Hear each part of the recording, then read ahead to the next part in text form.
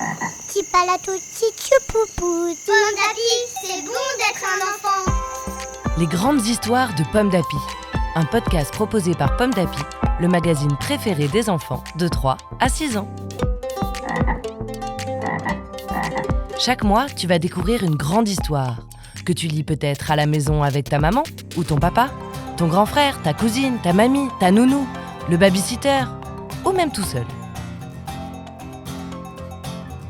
En ce mois de mars, Pomme d'Api te propose On veut des couleurs, une histoire de Bruno Gibert, lue par Emmanuel.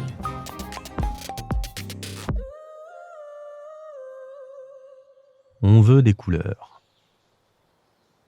Au tout début, c'est-à-dire au commencement du monde, tous les animaux étaient bariolés, follement colorés. La chenille était bariolée, la grenouille était bariolée, le chien était bariolé, la vache était bariolée.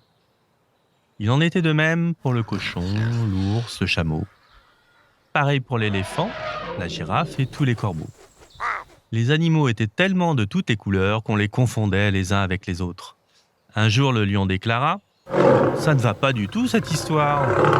Le roi des animaux était aussi bariolé que les autres, et peut-être même un peu plus. Il grogna « Je ne veux pas qu'on me prenne pour un castor ou bien un lémurien. »« Moi non plus !» s'exclama le hibou. « Et puis toutes ces couleurs font très mal aux yeux. »« Moi !» cria le crocodile. « Je veux être vert !»« Et moi jaune !» piailla le poussin. « Je veux du bleu, beaucoup de bleu !» brailla l'hippopotame qui devint bleu. Les corbeaux s'étaient concertés. Ils se voyaient bien tout en noir. Un ours, qui aimait la neige, décida qu'il serait blanc. Un autre ours, qui aimait se rouler dans la boue, réclama du marron. Pour être aussi beau qu'un bébé, le cochon choisit une couleur chair tendre.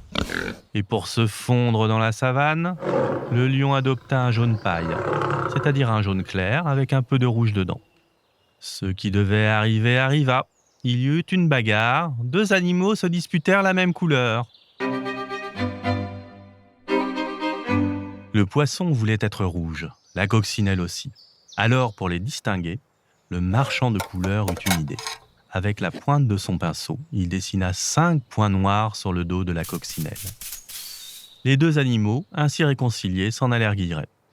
Le caméléon, lui, était indécis. Il soupirait. « J'aimerais tellement changer de couleur au gré de mes envies. » Le marchand de couleurs lui dit oui. Un seul animal désira rester bariolé, le perroquet. Sans doute par goût de se faire remarquer. Le marchand de couleurs fut d'accord. Les animaux repartirent enchantés. Et le marchand de couleurs, harassé, alla se coucher. Le monde était enfin comme il faut, parfaitement coloré. Mais dans la nuit, le marchand de couleurs fut réveillé par des cris d'éléphants et des larmes d'hippopotame. L'éléphant gémit. « Je n'aime pas ma couleur. J'ai choisi comme ça, sans réfléchir, sur un coup de tête. En plus, ajouta l'hippopotame, comme on est gros et grand, on ne voit que nous. Tout le monde se moque. Pourriez-vous, monsieur le marchand, nous repeindre dans une teinte plus discrète, pour qu'on nous fiche enfin la paix ?» Le marchand, furieux qu'on l'ait tiré du lit, prit la première couleur qu'il avait sous la main. Par chance pour ces deux malheureux, c'était du gris. Une histoire écrite par Bruno Gibert pour le magazine Pomme d'Api 649. Merci d'écouter Pomme d'Api. Rendez-vous le mois prochain pour découvrir une nouvelle grande histoire de Pomme d'Api.